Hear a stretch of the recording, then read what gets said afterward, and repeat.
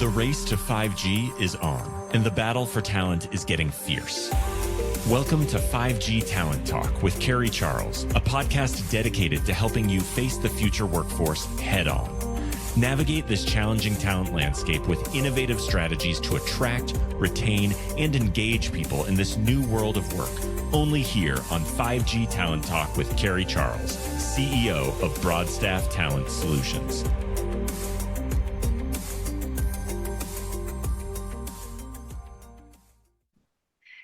Hi, and thanks for joining me today on 5G Talent Talk. I'm so glad you are here. We have a treat for you.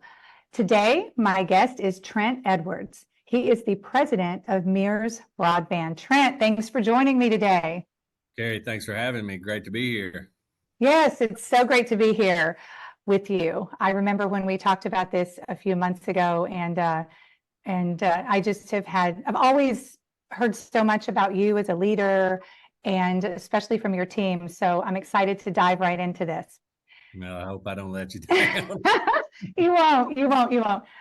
So, well, let's start out by talking, a little bit about you and how you got here. How did you get to your seat? Tell me about your journey. Well, if you've heard any of the other things that I've been on, I absolutely did not plan on being in telecom. But, I had a fraternity brother in college, and his dad was in the telecom industry. And I took a summer job climbing telephone poles in Memphis, Tennessee. And that led into, that was with a company called NextLink. For all the old timers, NextLink was who one of Craig McCall's companies back in the C-Leg days that became XO Communications. And through just kind of fell in love with it, what we were doing.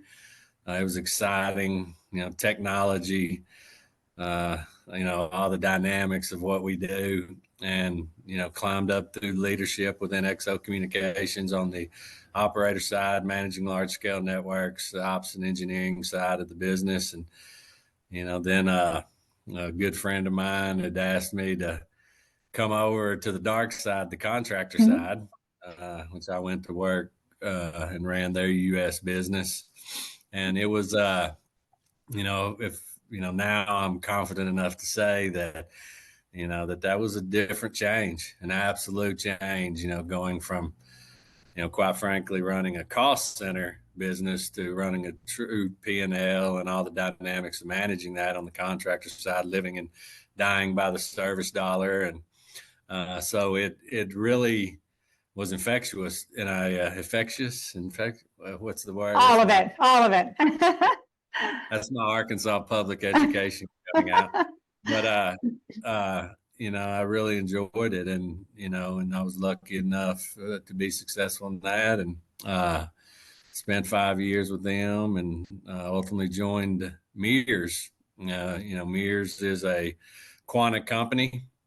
And I describe Mears as the underground part of Quanta. It's really not, but it's the easiest way to do it, because Mears is really focused on the underground electric, the oil fields, gas distribution, and all the components of that. Quanta was allowed to, they'd sold off their telecom assets and were allowed to re-enter the market through the non-compete period. And, Mears was asked to establish a telecom broadband division, and I was lucky enough to start that and lead that, and here we are today. So what makes Mears different? I know in conversation with you in the past, you said we're different. Yeah, I always had, an idea of what construction was, right? And I deal with operators every day, that give us the opportunity to work with them, and the expectations around that. And, I don't want to be, the company that we just come in and, dig holes in the ground, put their facilities in the ground and leave, and that's, transactional type relationship. And it's, so when we talk about Mears, it was very important for me to really mean that word partnership and have the opportunity to work with folks that really meant that word partnership. And when I say that, that's the people that work here. That's the people that we get the opportunity to work with. That's the, being able to discuss the best way to do it. Because in construction, every day something goes wrong. It's just the nature of the business, and we manage risk.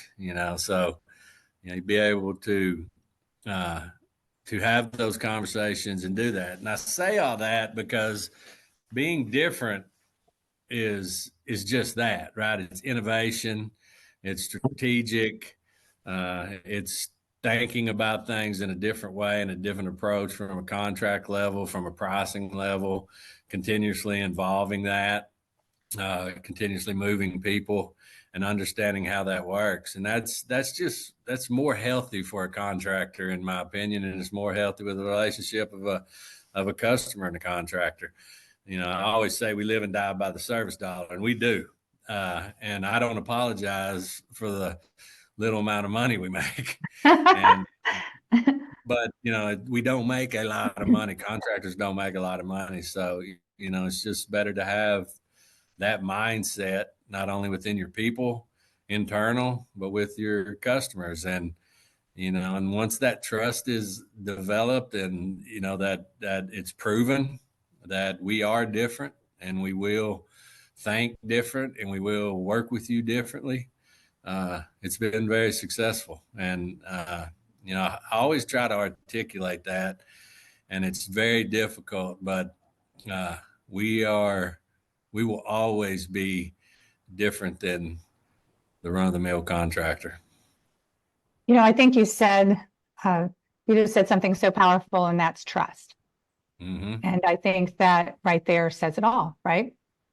And and trust is earned, not given. Yes, it is. And, when we sit and talk with people, sometimes we have hard conversations with customers like, hey, you just got to trust me, and, and I know that when we say that, and they actually do, that I have to deliver. There's no going back from that. And, that is extremely what we live and die by. We do what we say. Well, what's it like to work for Mears? And, why do people come to Mears and stay? Well, I think it's just us, number one. I was in a very lucky position that a lot of people don't have the opportunity to do. I was employee one, and was able to, pick a very diverse group of people to be on the leadership team. And diverse is many things, right? It's the fundamental definition of diverse, but also diverse thinking, diverse approaches to things, of diverse backgrounds. And, this is a very diverse group of people, a very different group of people. I like that. I like that they challenge me. I like that I can challenge them. I like that we can have a conversation and everybody has different emotions around what's important to them. Right. And, then on the people side, we really try to make, our leadership emotional, if that makes sense, meet them where they are and be very active and visible, with them, like we don't have a lot of org charts. You don't hear a lot of nonsense about, who's in the top box, who's in the second box, titles, all this stuff that so many people have egos and feel accomplished by. I mean, everybody knows who I am within this organization. Everybody knows who the operations leader are within this organization. We don't need to, just constantly discuss that. The people that are in the top box in this organization are the people in the field doing the work every day. And, turn the org chart upside down. And Wow. that is what we try to do. Do we do it perfect? Hell no. And do people get mad? Absolutely. Do I get mad? Absolutely. But we wake up every morning with that intention. The work, and we need to be in the field. The work's in the field, and try to, absolutely reciprocate that to all that they do. Man, I just got chills when you said that. The most important people in the company are in the field. And what a powerful way of looking at your business. And it's you hear so many people say that, right? All the leaders get on and say all kinds of quotes they've read in a book or something. I never thought I would be here. I never thought I would do anything like that. I do conference calls and emails. That's what I do. But they're the backbone of this company. And like I said, we don't have org charts. I mean, we do. We have to, right? But the most important part of being a leader is having, is first of all, having somebody that'll follow you, or who the hell you're going to lead, right? So. Very true. Very true. Let's look at this year, 2024. We're sitting here, January 2024. What are your ideas about opportunities that are ahead in our industry? I mean, we've got BEAD funding coming. My goodness, there's just so much chatter out there. Where are you seeing the opportunities? Man, there is so much chatter, to use your word, about what's going to happen. The reality is, I don't think we know. I don't think anybody knows how this money is going to be spent, or how it's going to be deployed, the expectations around it holistically, right? So I think there's a lot of opportunity there, and we're looking forward to it, and we're planning for it. You just saw the announcement of, Mears Broadband was part of the Mears group of companies. We've spun out as our own LLC that gives us the freedom to make those changes and be nimble enough to address all of the expectations that potentially coming with the money, the government money, government programs that are coming up for the rural expansion, the great build ahead of us, right? We're not, obviously we're going to be on the forefront of that. Again, talking about being different, we've hired a lot of, Heather Gold, as you guys know, Heather, and has been a longtime friend of mine, and her expertise in that arena, and understanding all of that process, all of our business development fronts, really understanding that process. But, I'm also, I have to focus on traditional business and kind of see where that's going. But we're planning on continuing to grow both fronts. Absolutely. With the private money that's being invested and the public money that's being invested. And I think that you'd be a fool to not consider that and be involved in that. We're also thinking about 10 years ahead too. What opportunities are out there? What do we do? What do we need to do? Because this will, I'm 52 years old, so this will be the last giant telecom build that I'll see. Hopefully I'm retired or dead. You never know. You're young. But, this is, so we're thinking about all the future too. So let's talk workforce. I know there's still challenges that we're facing. I mean, we're going to be facing massive challenges, right? As we build out this broadband. And we need new people in the industry, obviously. And there's programs, and there's just so much going on to train, retrain, upskill, skill. How can we bring new people into the industry? I mean, any ideas here? Yeah. I mean, I always say, like, if somebody tells you they have people, they either are extremely terrible at what they do, or they're lying to you. So, it's something that is always on my mind. Now we have the traditional programs, the military programs that we're involved in, all of our training center that we have, which is a differentiator than a lot of my competitors. The traditional pass, right? Yeah. But I think that,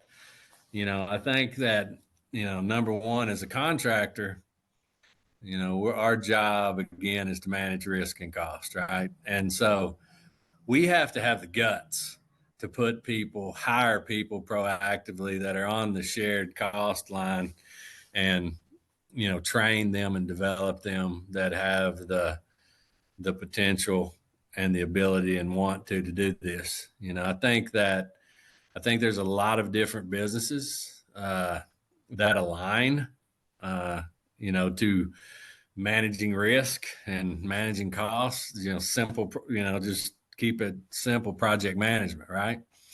Within a lot of industries that can come do this. And I think there's going to be, transition of that. And we have to accept that and train people and give them the ability to do this. This is not rocket science.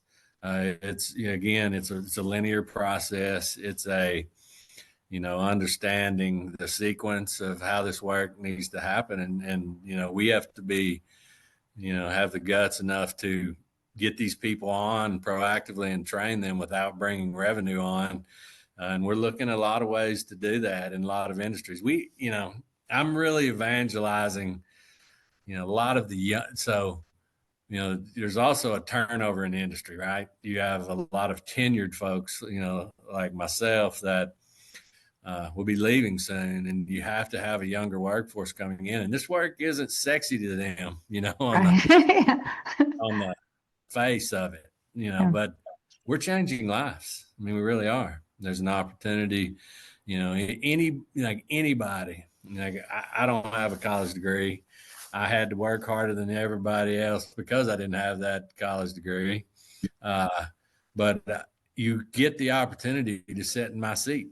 You get the opportunity to change lives every day.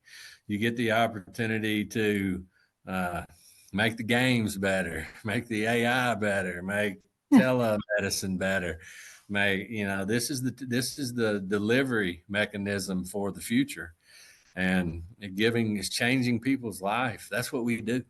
And, and I'm just evangelizing that as hard as I can to get people in here and making the commitment from a financial standpoint to, understand that I can't just, traditionally we would always just, hire somebody we knew or somebody from our competitor that had that skill set, could hit the ground running, but that's not going to be an option anymore. And we have to be more bold as leaders within this industry. Couldn't agree more. Our young people need to hear that message, Trent. That's the message. That is. Yeah.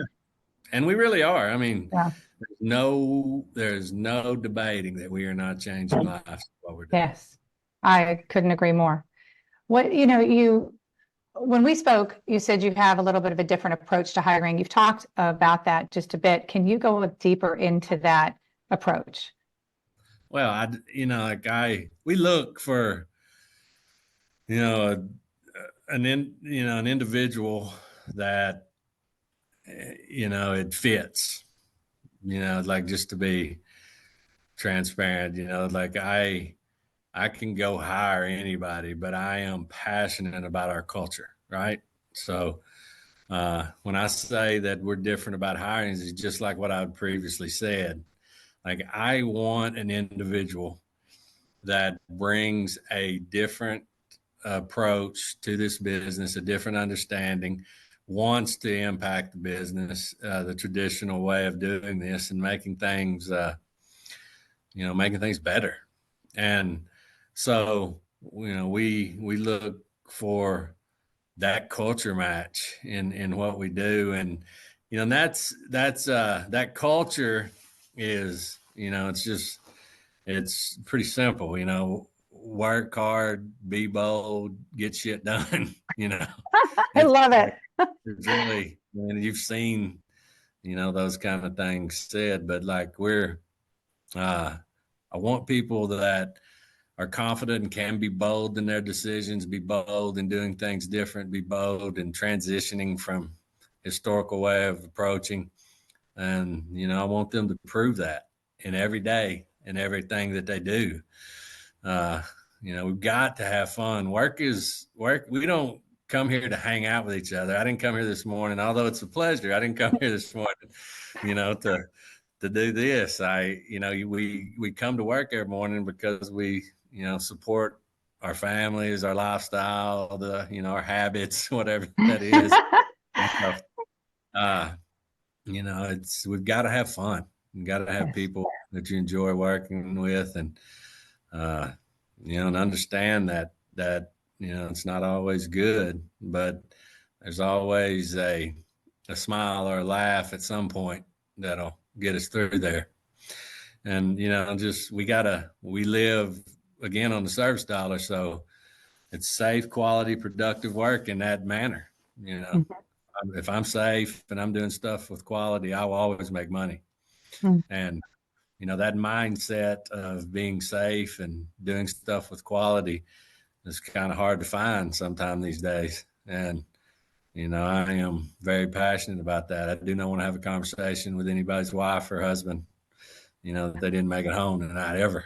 And I don't want to have conversations with customers about how I have to redo something or, navigate that, and ultimately do it right the first time. It's a cliche, but, and those people are out there and they want to make a difference. They want to be bold.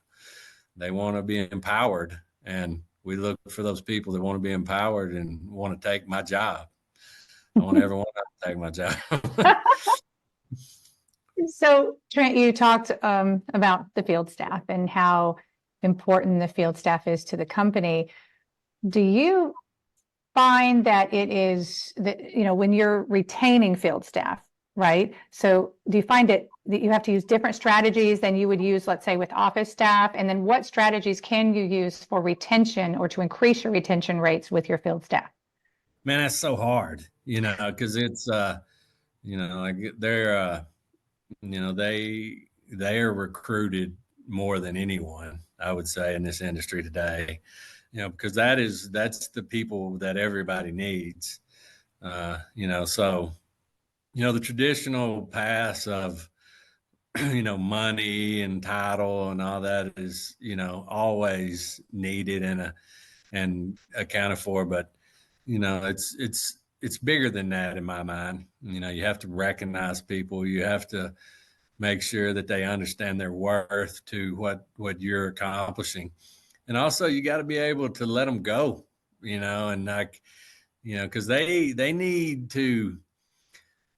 to better their lives. And, when we're transparent about that and allow that, and I would say a lot, and by being that way, a lot of them always come back, and it's okay if they come back because maybe they've learned something. It's a great way to look at it. But, it's, we really focus on the employees here. We do everything that we can. But I would never hold anybody back from bettering themselves. And that's a difficult thing right now because a lot of people are in dire straits to get people and doing that. And, I'm not going to panic. I want people to be here because they want to be here and want to be here for they're compensated correctly, they're compensated well. And we do compensate people well. They're treated with respect and empowered to do their job and deliver the expectations. But it's difficult. Yes. It's difficult. But yes, we look at it that way. I really, it sounds arrogant and I apologize, but I think a lot of them will come back. Transparency, authenticity. That's what I'm hearing right now. And that's what people look for. Yeah. You want it, like it's I deal, everybody at every level you deal with nonsense, right? Yep. You are so right. So who is Trent Edwards as a leader? Oh man, I don't know. Look, I look at leadership as, it's emotional, right? You know, you got to meet people where they're at. You know, you gotta put your arms around them, chew them out, or you know, pat them on the back, or understand what's going on with them, and you know, take that time to do that. You know, I've learned a lot more of what not to do than what to do, if that's fair. You know, I've always been insecure around it, I guess, you know, not having a college degree, you know, I'm not able to speak all the terms and certifications behind somebody's name. You know, I was just always Trent Edwards. So being, you know, being aware of that, no, you know, I had to work 3 hours longer than someone with a degree in my mind, or I had to come in an hour earlier, or I had to, you know, I was driven by those kind of things. So I just carry that with me. I think, you know, I try to understand, you know, where a person is on their path, and just try to meet them there every day, every time, every interaction. And if that's changed, understand if that's changed, and continue to just stay present where they're at, and, you know, lead from there. It's inspiring. You and I have that in common. I don't have a college degree either, and I'm very vocal about it because I want people to know what's possible without it. And but it's just such an inspiration. I feel the exact same way. I always felt an insecurity there, and I had to work harder than everyone else, right? And put in more. And but it made me a better person. So I identify with that, Trent. That's so inspiring. So thank you for sharing that. Oh yeah. So I don't know if that answered your question, but It did. It did. You're spot on. Let's talk about the Mears vision. Okay. Where are you going? Well, I want to be the best. Okay, first and foremost. And I think we're well on our path in 4.5 years. Like, we started this thing, you know, I know a lot of people in the industry, have a lot of relationships, and, you know, to a T, everyone would be like, who in the hell is Mears? Or, what are you doing, Trent? And, you know, to the point we are today where, you know, it's name recognition and brand recognition. And we've had our ups and downs, and we're on a great trajectory. But, you know, my vision is just to impact this world, right? It's, you know, I think there's enough money out there for everybody to get their share of the work. I think that, you know, I don't compete with anybody, which I do, but I in my mind, I don't. I just think that's it just doesn't make sense. We should work together. That's that whole part of being different, right? You know, lose the egos, lose the thinking that you've got to have more than everybody, when there's so much opportunity to, you know, to cooperate and to really make an impact on what we're doing. You know, so I'm going to lead that charge, and I'm going to evangelize that. And, you know, we're going to impact this industry, and we're going to be able to support what's coming with the question of how are we going to do it today with people, not enough people, and what's the rules and what's the guidelines, and no one knows really, you know, set up assumptions, but we're going to lead the charge on the approach, and, you know, the different way of thinking, and the, you know, the innovative ways to really pull this off and achieve it. And if we have to lead it, we will, and we're taking that seat. Inspiring again. And, you know, the authenticity again, and you said emotion, that leaders need to be emotional, you know, have empathy. And I mean, that it's exactly what people want right now. And you are absolutely on the right track. So I know that all of that's going to happen for you. What? Well, I hope so. I feel it. I feel it. I got my crystal ball here. I can see it. No, we're going we're, hopes, like I say, I hope so, but hope's not a strategy. We're going to die trying. Yes. It's an opportunity to, we're approachable. We're going to work with everyone, and we're going to, win our fair share of business and do our part to making this world better. Yes. Yes. I know there's people listening that are thinking, okay, how can I find out more about Mears, about open jobs that you have? I know that you're hiring right now. Tell us what your website is. Well, we have a new one. It's through the Quanta page. I know that, on the Mears company through the broadband capabilities. But I believe, since we just January 1st, we became Mears Broadband LLC. And I should know this, but it's mearsbroadband.com, I believe, www.mearsbroadband.com. There you go. Everything just shifted for you, yes, I know. And so you probably got 100 balls in the air right now. No, there's a lot that where, the team really did a hell of a job making sure we got across the line to transition this 1st of January. But, I should know that, and I do on some piece of paper, but right. I'm sure that's it. Listen, that's what makes you so incredible, Trent, is that you're all about the people. You're just about the people, and and that's it. And I've felt that about you from the moment that I met you, and this episode is really clarifying, that your heart really. And that makes a difference, because it's also your whole team. I've met your leadership team. Everybody feels the same way. Everybody's rowing in the same direction. I'm just impressed with what you've created. Well, thank you. We don't do everything right. We haven't done right, by everyone. And, but that's life, right? And, yeah. But I promise you, to all the listeners, Mears and the people of Mears, our intentions are true, and we'd love to have you come work with us. Awesome. There you go. We can call it a day now. So Trent, thanks so much for joining me. This has been a pleasure. I always enjoy talking to you, and I always learn a lot too. And then I walk away just excited and inspired and with a new idea. So thank you.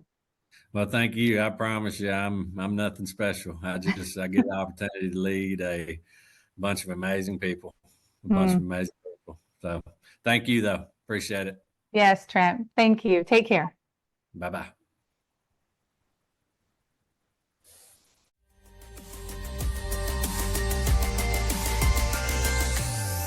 Thank you for listening to another informative episode of 5G Talent Talk, brought to you by RCR Wireless News, Telecom Careers, and Broadstaff Talent Solutions. As we advance into the future, we promise to bring you the resources you need to navigate this ever-changing landscape of 5G to help you attract, retain, and engage people in this new world of work. To access the show notes or leave a review, visit broadstaffglobal.com. Until next time.